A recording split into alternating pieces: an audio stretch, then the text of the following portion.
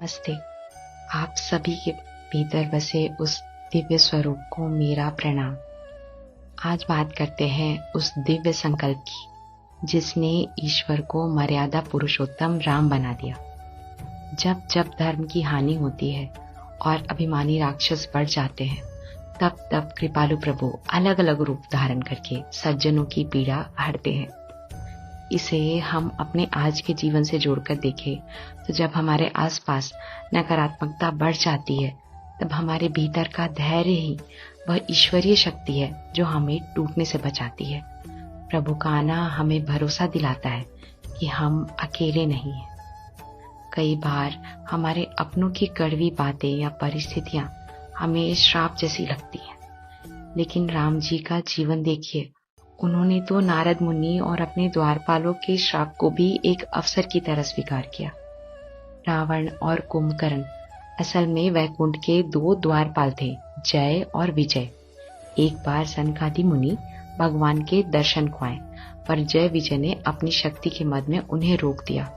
मुनियों ने उन्हें श्राप दिया कि तुमने अहंकारवश भगवान से हमें दूर किया, इसलिए तुम भी उनसे दूर जाकर असुर बन जाओ। जय और विजय अपनी विनम्रता खोने के कारण राक्षस बन गए। यहाँ एक बहुत बड़ी सीख है।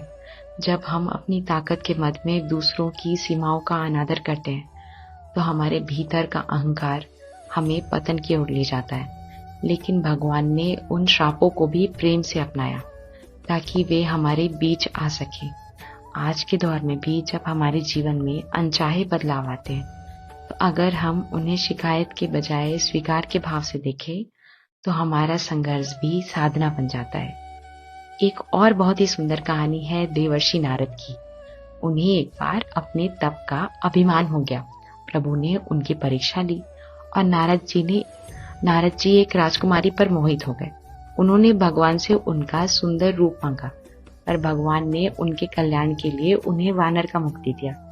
अपमानित होकर नारद जी ने भगवान को श्राप दिया, जैसे मैं स्त्री के वियोग में तड़पा, वैसे ही आप भी मनुष्य बनकर स्त्री वियोग सहेंगे और यही वानर आपकी सहायता करेंगे। नारद जी उस वक्त बहुत अकेला और अपमानित महसूस कर रहे थे। उन्हें लगा उनकी खुशी छीन ली गई है। जब हमारे साथ ऐसा होता है, तो हम भी गुस्से में दूसरों को वैसा ही दर्द देना चाहते हैं। पर देखिए, साक्षात ईश्वर ने एक भक्त के गुस्से और उनके श्राप को कितने शांत भाव से स्वीकार किया। उन्होंने यह नहीं कहा कि मैं तो भगवान हूँ, मुझे श्राप कैसे लगेगा। उन्होंने यह दर्द स्वीकार किया ताकि वे हर उस इंसान के साथ खड़े हो सके जो आज वियोग या जुदाई का दर्द झेल रहा है। बल्कि उन्होंने उस वियोग को सहा ताकि वे हमें दिखा सके कि मनुष्य जीवन में दुख और अलगाव भी एक हिस्सा है, जिसे गरिमा के साथ जिया जा सकता है।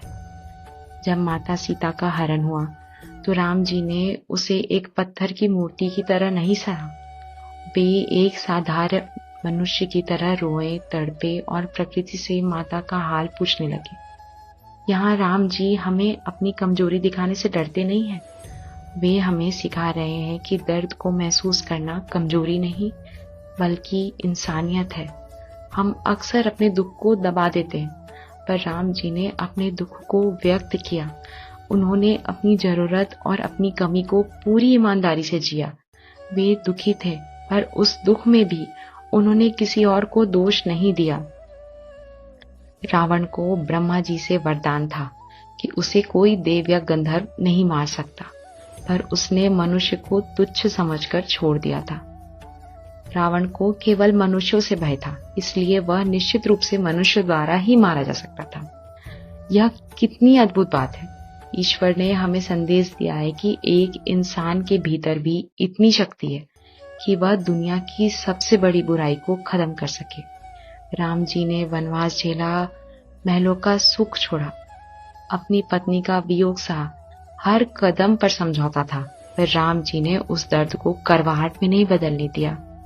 हम अक्सर दुख मिलने पर दूसरों के प्रति कठोर हो जाते हैं, लेकिन जब हम अपने दर्द को अपनी जरूरतों जैसे प्रेम और साथ की जरूरत से जोड़कर देखते हैं, तो हम दूसरों की जरूरतों को भी बेहतर समझ पाते हैं। राम जी ने भी यही किया। उन्होंने अपने दुख को दूसरों की मदद का जरिया बनाया। उन्होंने वानरों से दोस्ती की, शबरी के बेर खाए और एक ऐसी सेना खड़ा की जिसने बुराई को हराया। प्रभु राम का जीवन हमें फिर से याद दिलाता है कि परिस्थितियां कैसी भी हों, यदि मन में मर्यादा और होठों पर मुस्कान है तो जीत आपकी ही होगी। यदि राम जी के धैर्य ने आज आपके मन को छुआ है तो एक लाइक या कमेंट के साथ अपनी उपस्थिति दर्ज कराएं। इस संदेश को शेयर करें ताकि संघर्ष कर रहे किसी और मन को भी आज शांति की दिशा मिल सके। और हाँ, हमारे इस परिवार का हिस्सा बनने के लिए धन्यवाद। सब्सक्राइब करना ना भूलें। तो बोलिए प्रेम से सियावर रामचंद्र की जय।